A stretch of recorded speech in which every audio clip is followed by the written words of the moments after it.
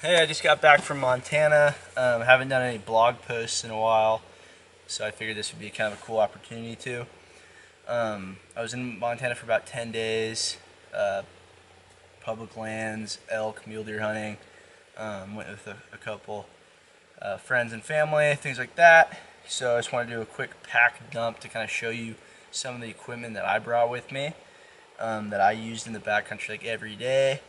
Maybe it'll be helpful for you if you're planning to go there this year or next year for some late season stuff. It's really cold out there. It's a lot different than California, so there might be some adversity that you'll face that you're not used to facing. You might be kind of nervous about it, so this is why I'm making this video, help you out with a bit of a gear list, so you plan well, because really it's all about planning on these out-of-state hunts. So here's my backpack. It's a Badlands 2200 pack. 22, I think it's 2250 cubic inches. Holds a lot of gear. It's pretty comfortable. I really like it. It's what I carried pretty much every day to chase muley, elk, whatever. Ran up the mountain with it. It's a great pack. So a couple little things I keep in the pack all the time are, let's see here, there's a lot of pockets on this thing. So, alright, so just let's start with some basics, some 550 cord. I pretty much keep that in all my packs. Let's open this up all the way. This thing holds a lot of meat too, so I packed an entire mule deer out of my back on this thing.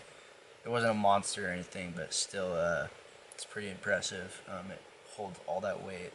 It's a great pack, especially for either overnight adventures or just all-day adventures.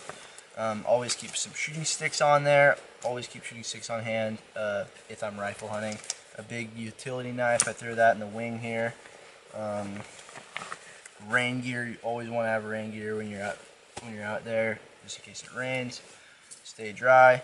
Always keep my little camp stove type thing. It's always good to have, especially if you're staying out there all day. You can cook a mountain house, make a coffee even. Super compact. I'll show you it. Keep my little tin cup, some coffee in there, some Folgers tea bags. Tiny little unit here. Tail igniter on it. Throw it on the gas. You're good to go. And they make smaller little gas canisters too. So that's a great piece of equipment. Always keep game bags too. I keep I think this is a 5-pack of game bags. Yeah, the 5-pack. They're just light polyester ones. They work awesome. They're really breathable, but they don't let any bugs in. They have a cord on them you can pull tight, make sure no bad stuff gets in, no bugs get in. I always keep a tarp, really lightweight. It's just like a small 8-foot by 5-foot tarp, I think. Really cheap, and you can you make a shelter out of it if you have to, or you could. I mean, what I use it for is I'll lay it out and do my meat processing there. If it's dirty or grassy, just to keep my meat clean. Also in here I have a little utility kit. Just some basic items in here. I have all kinds of stuff. Orange vest, toilet paper, lighter, eating utensils, dental floss, sewing kit, just emergency blanket, emergency poncho, matches, things like that, that could be useful in a survival situation, I guess. Up here, I keep in this little waterproof pouch. I keep water filtration stuff, pills, the tablet things, life straw type deal, knife sharpener, which is also good for if you're on an archery hunt. A pen for filling out tags. Keep my tags up here. Things like that. The reason I have a tag still is because I didn't fill my elk tag, but that's okay. Fire starting stuff. All kinds of little knickknacks that could potentially be really useful back there. Also, I like to have a little medical kit, a little first aid kit I put together myself. It's pretty light, it gets the job done. You don't want to be caught anywhere without one, especially in dangerous places where someone could possibly not get to you for a week. So good to have. I always keep a pair of socks on because my feet get really cold really quick. I've never had to use them, but let's hope I don't. Also, if you have to cross a river or something, it's always good to just have an extra pair, or even if your feet get wet, just have an extra pair of socks to keep your feet warm. I also have a little hydration bladder up here. It's just a Badlands one. Holds a little bit of water. It's kind of tough. I mean, the straw always freezes when you're in a cold climate. It was well below freezing in Montana when I was hunting this week, so froze a lot. But if you blow the water up out of the straw back in the pack, then it won't freeze as much. So that's a little technique I do. Every day I was packing in a lunch, usually a Mountain House. I keep ramen and Cliff Bars around too. Some nuts just in case you get hungry, which I did a lot. Other knives I have a little Havalon here. It's a small one. Disposable blades. Always keep a rangefinder. Super useful for western hunting. There's a lot of ranges that you have to guess, and with those big wide open spaces, it can be potentially really tough to guess a range. Keep a lot of chapstick around. I probably have about 5 things of chapstick in my pack because I'm always losing them and my lips are always getting chapped. Ear protection. An extra water bottle. I use this hydro flask for cold climates where it's under freezing because it's insulated. It's kind of heavy. It adds a lot of weight to your pack, but it's worth it because your water doesn't freeze like it would in an Nalgene. Always keep a headlamp too. I packed out an elk on a mule deer on my back in the dark, and if I didn't have a flashlight or a light, I never would have made it down the mountain. I would have slept up there. So glad I have that. Keep a lighter in here too. Even keep a glow stick in case I have to mark something.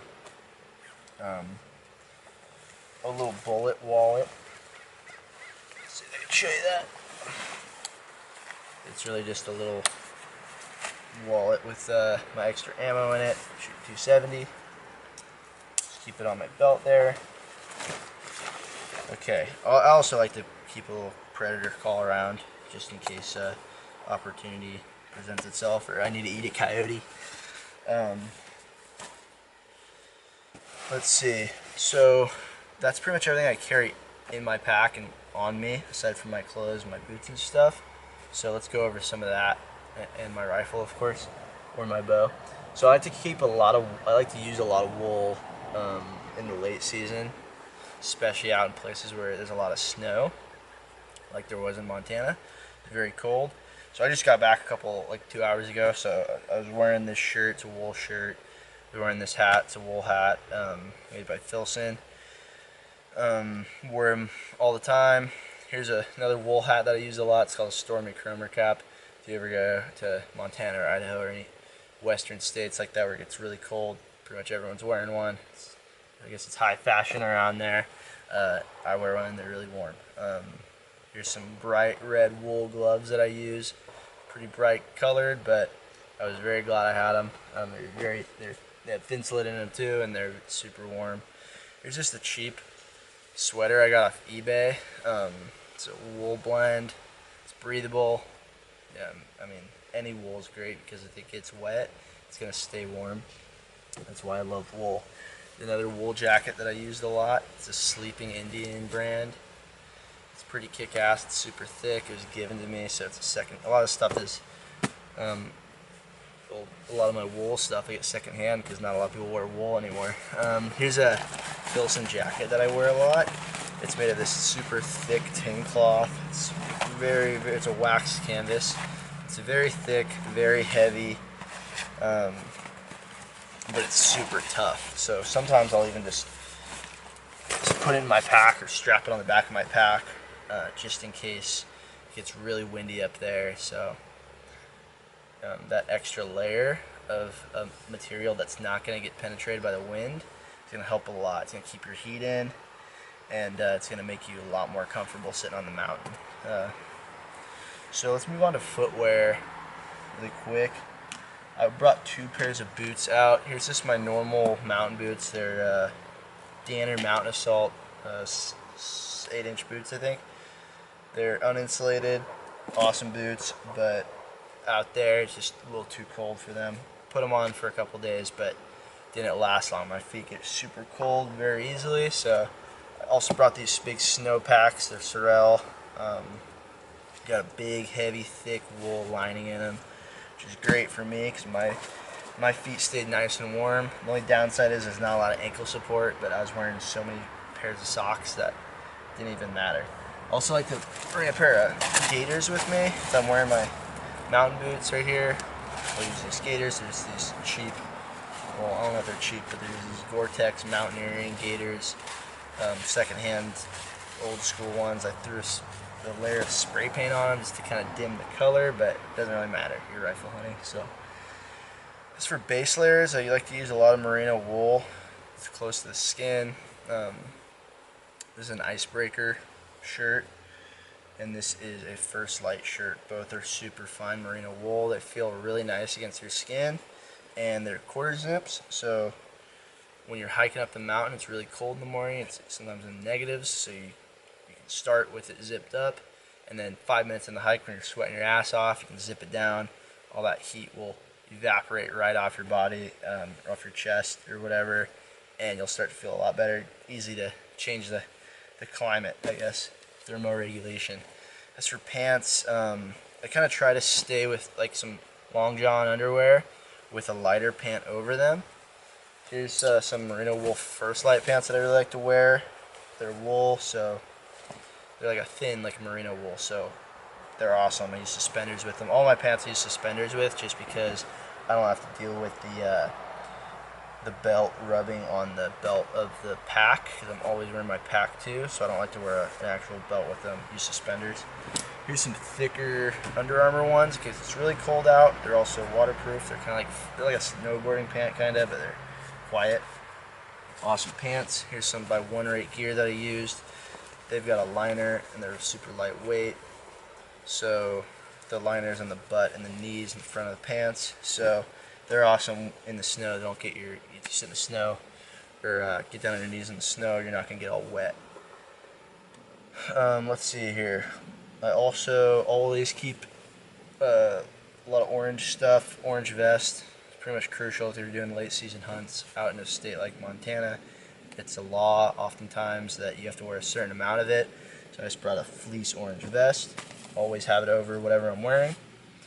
I don't necessarily bring it to the backcountry with me or anything like that, or out on hunts, but anytime you're going to, Montana, Idaho, wherever, why not just throw a fly rod in your pack with a couple flies. So I always bring a fly rod. So one of the most important things I haven't really mentioned yet is optics. In any western hunting situation, you want the best optics you can possibly get. These are Vortex Vipers with a harness made by Nimrod, and also a bino secondary lens cover made by Nimrod as well. It's waterproof, keeps the snow off. It's super easy to take on and off. Caps on the front.